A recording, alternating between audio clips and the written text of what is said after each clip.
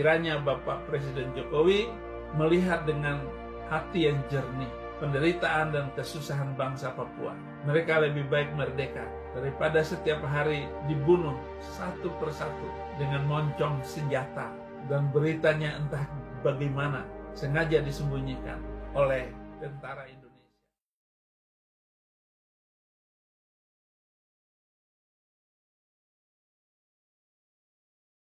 Kalau ini bukan penjajahan, kolonialisasi, apa namanya Pak Jokowi?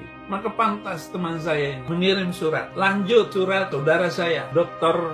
Sokrates Yoman. Bapak Presiden Indonesia, Bapak Insinyur Joko Widodo yang mulia dan terhormat.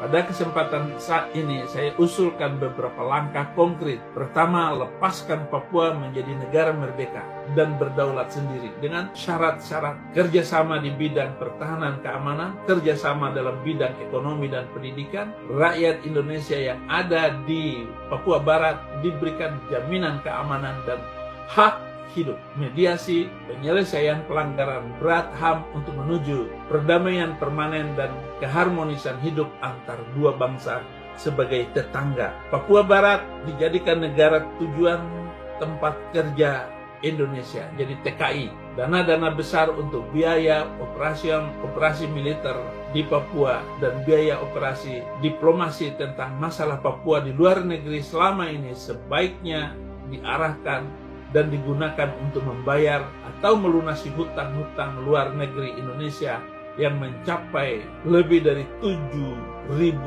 miliar dolar.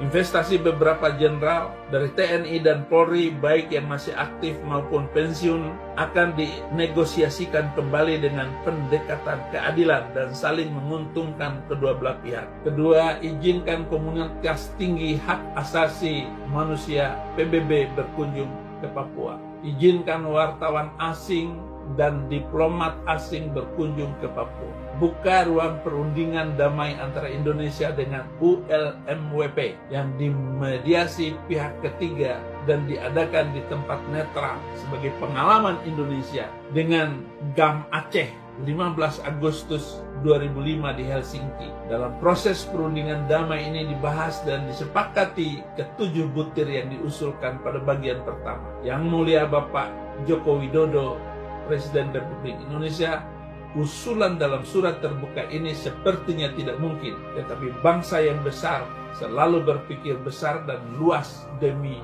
beri keadilan dan kemanusiaan sesuai nilai-nilai Pancasila. Langkah berani adalah suatu kebutuhan mendesak dan prioritas karena persoalan Papua adalah kanker ganas, tumor kronis, batu kerikil, duri, luka membusuk bernanah di dalam tubuh bangsa Indonesia. Ini adalah suara hati orang Papua, sebuah rekonstruksi yang harus segera diperbaiki, dilakukan dengan jujur oleh Bapak Presiden Joko Widodo. Kalau memang Bapak mencintai kemerdekaan seperti apa yang dikatakan, merdeka adalah hak segala bangsa. Hak bangsa Papua adalah bukan dibunuh dan bukan dihancurkan seperti yang telah terjadi selama ini. 1 Desember 1961 sampai hari ini orang Papua diejek dan dihina. Orang Papua bukan saja begitu, tetapi cara pendekatan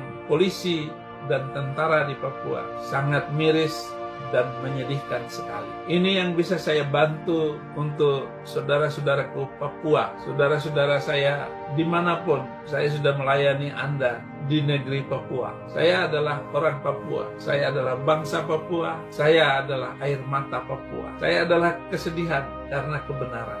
Saya adalah orang yang dikorbankan untuk nama-nama mereka, untuk menaikkan nama Fadil Imran untuk jadi Kapolda waktu itu karena menangkap Saifuddin Ibrahim dan memenjarakannya 4 tahun itu.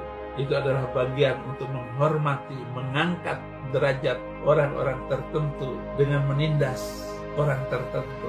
Politik belah bambu, yang satu diinjak, yang satu diangkat. Itulah yang terjadi di bangsa Indonesia, dan rekonstruksi ini adalah rekonstruksi hati nurani dan kebenaran. Kiranya Bapak Presiden Jokowi melihat dengan hati yang jernih penderitaan dan kesusahan bangsa Papua.